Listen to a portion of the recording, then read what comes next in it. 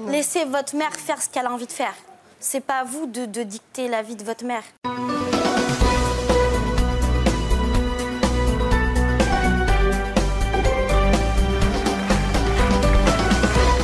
Oui, mais pour avoir plusieurs hommes, c'est que ton copain ne te suffit pas. Non. Ça veut dire que soit sexuellement ça va pas, soit parce que voilà, il t'attire pas voilà, physiquement ou j'en sais rien, il te manque quelque chose. Et ça, je trouve que c'est égoïste de la part de quelqu'un. Non, je pense que même si j'étais pas là, elle fonctionnerait comme ça.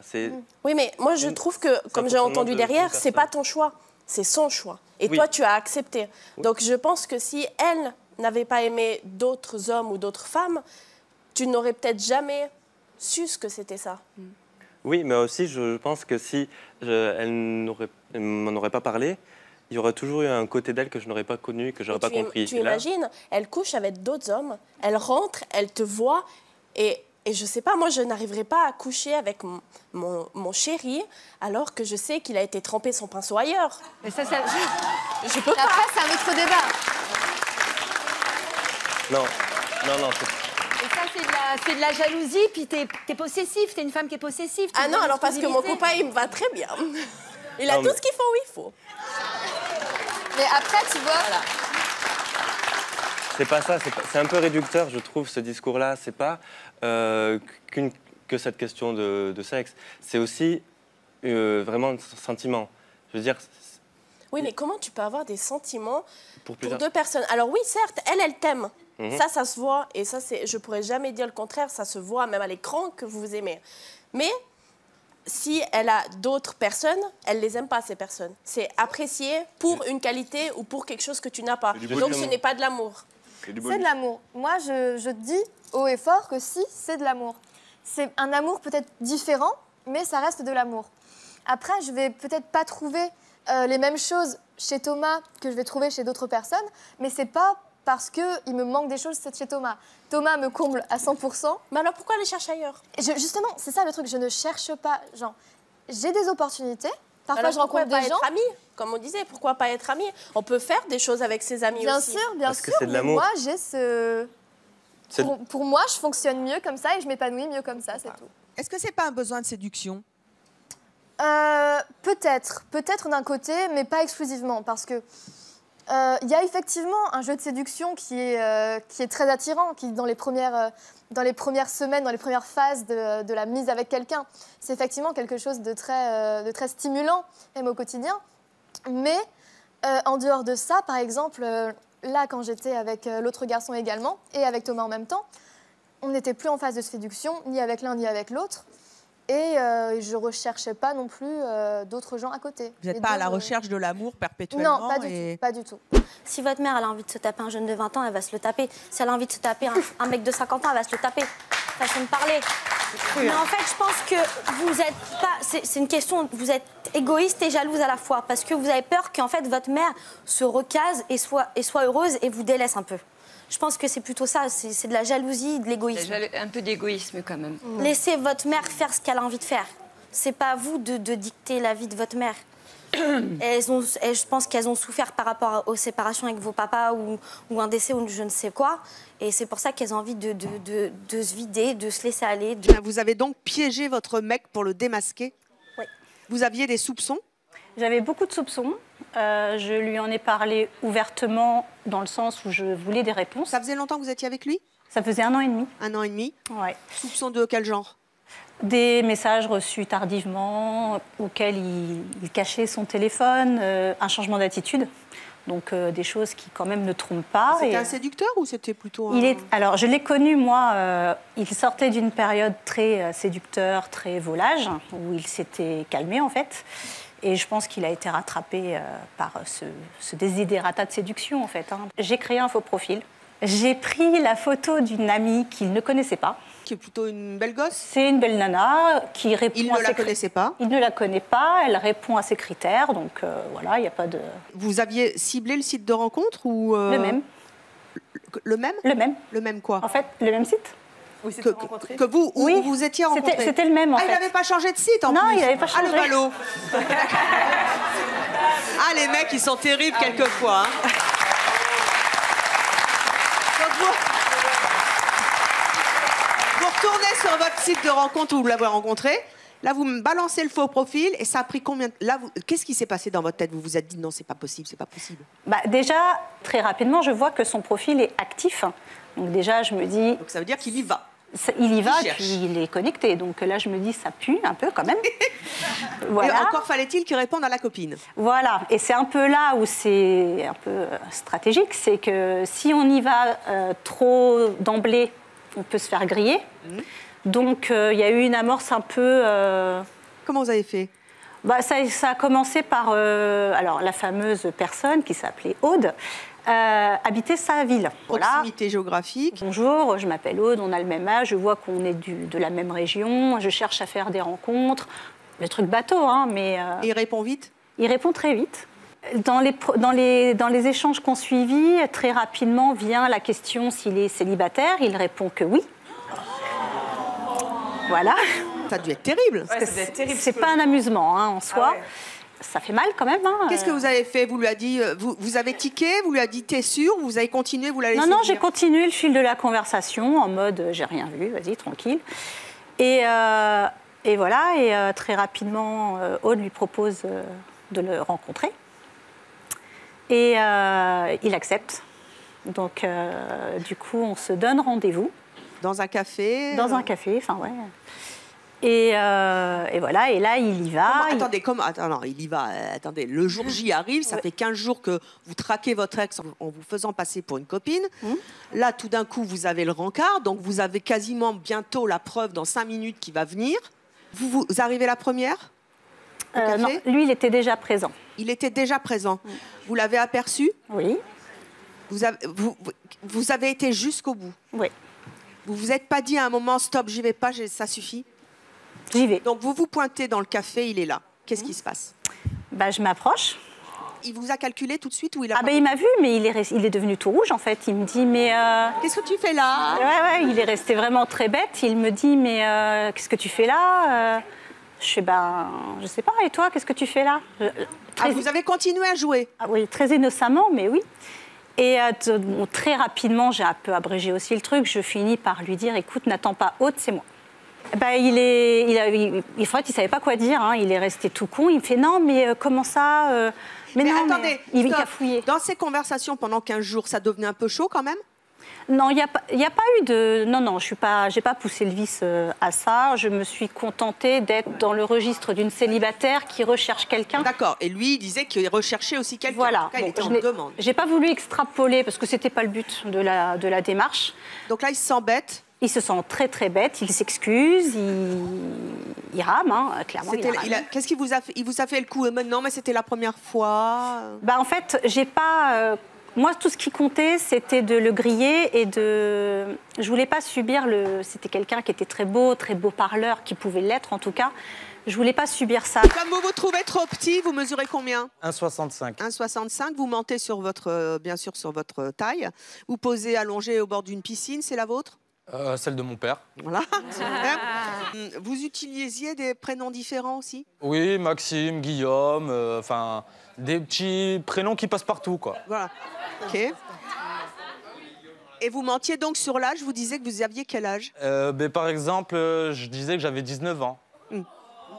19 ans, bien requinqué, tout ça à l'époque, c'était pas mal, ouais. Ok. Et donc les nanas, elles accrochaient? Au début, elles avaient peur parce que justement, footballeur, on connaît tous la réputation des footballeurs. Ouais, bon, enfin, vu le compte en banque, hein. Mais le compte en... voilà.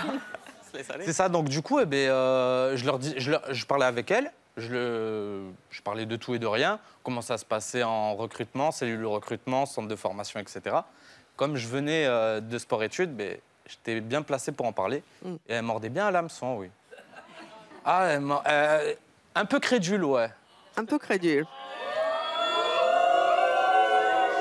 Un jour, vous avez un rendez-vous avec l'une d'entre elles. Comment ça se passe? Pas mal. J'ai hésité entre le fast-food et le restaurant à haut de gamme. Je me suis dit, haut de gamme, c'est mieux. Ouais, ça passera mieux. Ah, quand même, gentleman. Ah, quand même. Bah oui, semi-professionnel, hein, quand même. Donc, semi-haut de gamme. Donc, vous faites le beau, hein, donc voilà, je fais le beau. Elle arrive? Non, attendez, avant... Ah bon?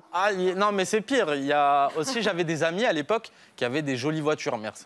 Des jolies voitures. Dont on ne citera pas la marque. Voilà, exactement. Et du coup, je leur demandais, en échange de quelque chose, de me prêter leur voiture pour la soirée. Donc, du coup, j'arrivais avec un gros modèle, j'allais la chercher. Voilà, donc elle était là. Ah oui, il m'a pas menti. Donc, déjà, tous les soupçons, ils sont effacés.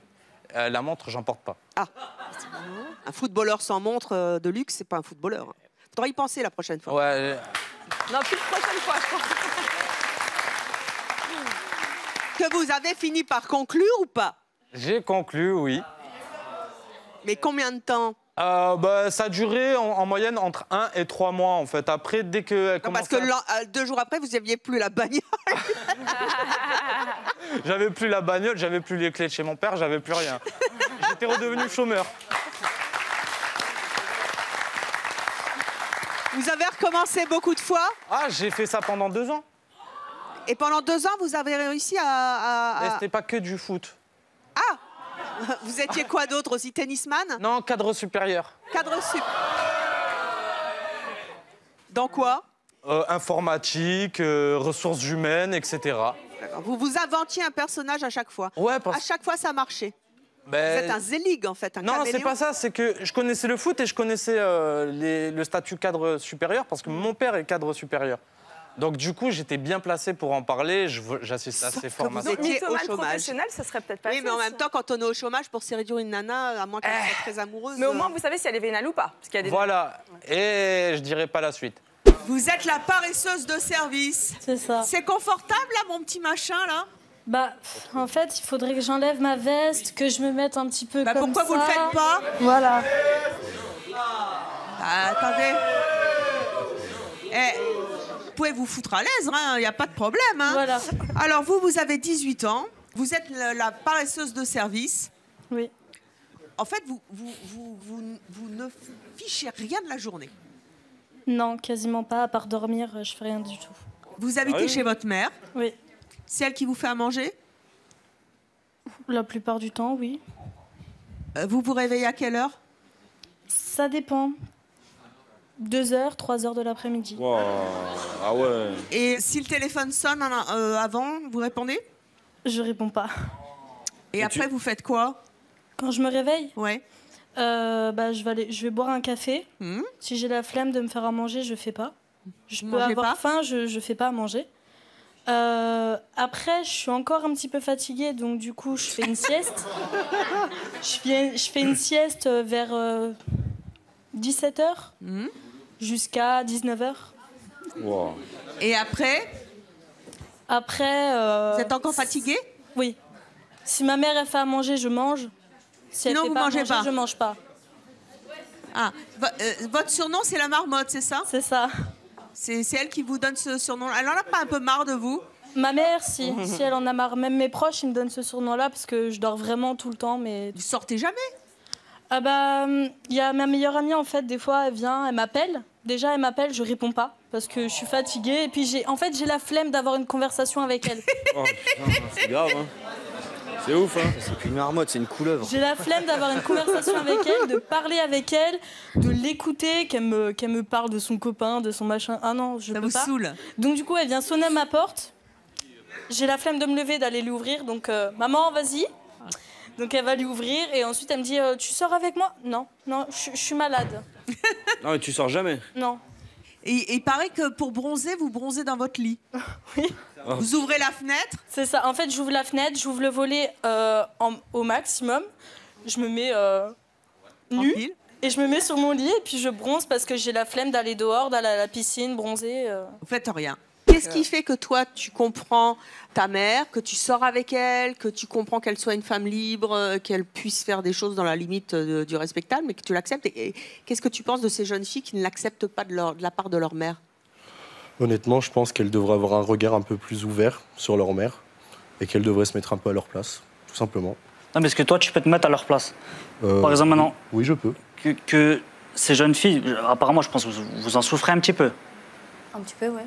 Voilà. Enfin, surtout quand nos potes ils se ramènent et qu'ils nous disent. Voilà, exactement. Là, on a vu ta mère en boîte de nuit, habillée comme ça, ça fait. En plus, ça fait chier. à cet âge-là, les jeunes, ils sont très durs entre eux.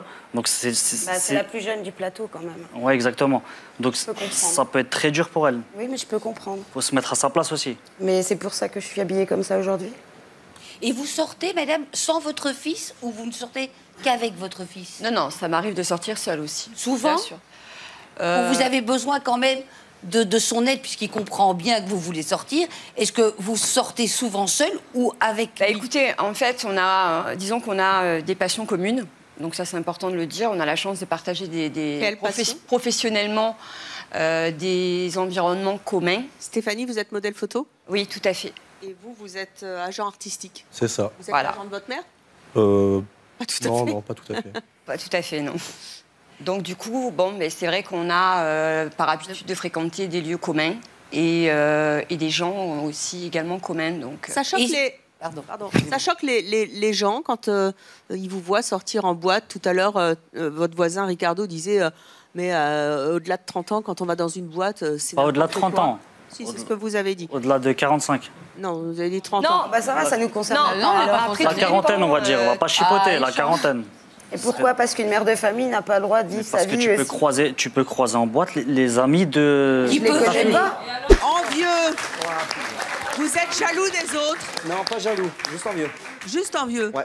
C'est-à-dire, vous êtes envieux. La dernière fois que vous avez eu envie de quelque chose, c'était chez qui et de quoi? La plus grosse des choses où j'ai eu envie, c'est d'acheter la même voiture qu'un de mes potes. N'ayant pas le permis, j'ai quand même acheté la voiture, la même. Même tableau de bord, même siège, même couleur, tout pareil. C'est limite s'il n'y avait pas les mêmes nions sur la carrosserie. Et elle est restée au garage? Ah non, je me suis fait arrêter et puis après je l'ai revendue. Ah oui, c'est pas bien ça. Hein. Ne conduisez pas sans permis. J'en ai conduit une deuxième après, mais ça c'était juste... non, passez votre permis. Plus. Ouais, un jour, ouais, je passerai. Hein. Encore une fois, ne conduisez pas sans permis, s'il vous plaît. C'est illégal et c'est dangereux. Oui, c'est sûr. Oui, ça, c'est pas bien. Il y a des choses aussi. Alors, on parlait des chaussures tout à l'heure avec Xavier. Vous avez des super grolles. Hein. Ouais, ça aussi, c'était un coup En fait, c'est une idée d'un des potes. Vous les avez vus sur un de vos potes? Non, vous vous êtes dit, je veux les mêmes? Sur ma cousine. En 2012, vous disiez que c'était récent. Non, en fait, ma cousine, elle les a fait venir des États-Unis. Et je me suis dit, mais non, mais c'est terrible, il m'en faut. Et il y a un an, j'ai enfin réussi à trouver le site et j'en ai acheté une paire. Quoi. Et vous étiez content? Vous êtes content avec nickel. Je mets que ça et mes ranjos, à part ça. Ouais. Alors, il y a un truc que vous n'avez pas. Ouais, les cheveux. Ouais. Oui. Les cheveux. Les cheveux, j'ai pas de cheveux. Non. Ça, c'est un problème? Ouais, un gros. Depuis vous enviez 20 ans, votre voisin qui en a? Ouais, il n'y en a pas beaucoup. Et en fait, je me suis aperçue que ces hommes-là, je les ai aimés. J'ai eu 2 enfants avec. Mais au fond de moi, en fait, quand je me suis retrouvée célibataire, j'ai rencontré d'autres personnes, d'autres hommes. Et je me suis dit, chaque homme est différent. On ne peut pas aimer une personne entièrement. On l'aime pour certaines choses, mais donc pas avec pour plusieurs, vous en faites un super, quoi, c'est ça? Voilà, voilà. C'est que j'en ai un qui va être aux petits soins pour préparer à manger, faire leur passage, enfin prendre soin de moi. L'autre qui va être plus là pour les sorties, les activités, le côté festif. Et un autre pour le sexe? Alors le sexe, non, c'est pas vraiment l'exclusivité de la relation de couple. Je pense que c'est la confiance, le respect et le bien-être personnel. Ils se connaissent les 3? Non. Donc ils ne sont pas au courant? Ils le savent, mais moi je suis une personne célibataire, donc j'ai aucun compte à leur rendre. Eux sont aussi polyamoureux ou pas? Alors il y en a 2 qui font leur vie, ils chevauchent à gauche, à droite. Et un qui m'aime énormément, mais avec qui il n'y a pas d'avenir, en fait. Il en souffre? Oui, parce qu'il a un manque de confiance en lui et il n'arrive pas à ouvrir son cœur. Il aimerait vous avoir pour lui tout seul, je suppose? Oui. Est-ce que c'est compliqué à vivre pour vous? Pour moi, oui, parce que j'ai quand même ma propre vie à gérer avec mes enfants, plus le travail, plus mes activités. Donc nous, on se voit pour passer de bons moments ensemble, pour nos activités extérieures. Vous n'êtes pas suffisamment amoureuse pour tout quitter pour lui? Non, je pense que je ne pourrais plus tomber amoureuse comme je suis tombée amoureuse auparavant pour le père de mes enfants. C'est compliqué d'avoir une vie de famille, un métier, 3 amants, 3 amours, dont un qui vous voudrait pour vous toute seule. Ça se passe comment dans votre tête? Vous faites du mal finalement, mais vous faites du mal aussi à vous? J'ai plus souffert en étant en couple qu'en étant célibataire. C'est que maintenant, je fais ce que je veux, entre guillemets, Mais il n'y a pas de contrepartie, entre guillemets. Du coup, toi, maintenant, malgré effectivement ces 3 relations, tu te considères célibataire? Oui, je suis célibataire pour moi. Je ne vais pas, entre guillemets, me salir. Pour moi, je profite de l'instant présent, de l'instant présent, quoi. Quand vous étiez avec vos ex, ils vous ont trompé? Oui, les deux. Et c'est quoi la différence entre être trompé et avoir 3 amants? Alors, être trompé, ça fait très très mal. On se dit, pourquoi il m'a fait ça? Parce qu'il y a du mensonge. Il y a du mensonge, il y a une trahison. Et quand on est en couple et qu'on a des enfants, mon premier mari, je l'ai rencontré, j'ai eu 2 enfants avec. Ça a été l'amour de ma vie. Tout l'amour que j'ai eu, je l'ai eu exclusivement pour lui. Et après, quand j'ai eu mes enfants, l'amour s'est partagé. On ne peut pas garder un amour vous dites en intégralité. Que finalement, vous avez un champ des possibles avec tous les hommes de la Terre, finalement, et que vous ne voulez pas vous contenter d'un seul. Mais en même temps, est-ce que ça ne traduit pas un manque de confiance ou une blessure parce que vous avez été déçu chez certains hommes? Pour être franche, si, je pense qu'il y a une blessure, une déchirure même. Hein. Mais après, il faut reprendre confiance en soi. Et après, rebondir, quoi. Se dire, on n'a qu'une vie et il faut en profiter, il faut prendre tout ce qui est bon, quoi. Un seul homme ne pourrait pas vous combler? Alors, je ne pourrais pas me retrouver toute seule en couple maintenant. Pourquoi? Je ne pourrais pas. Pourquoi? Je me sentirais étouffée.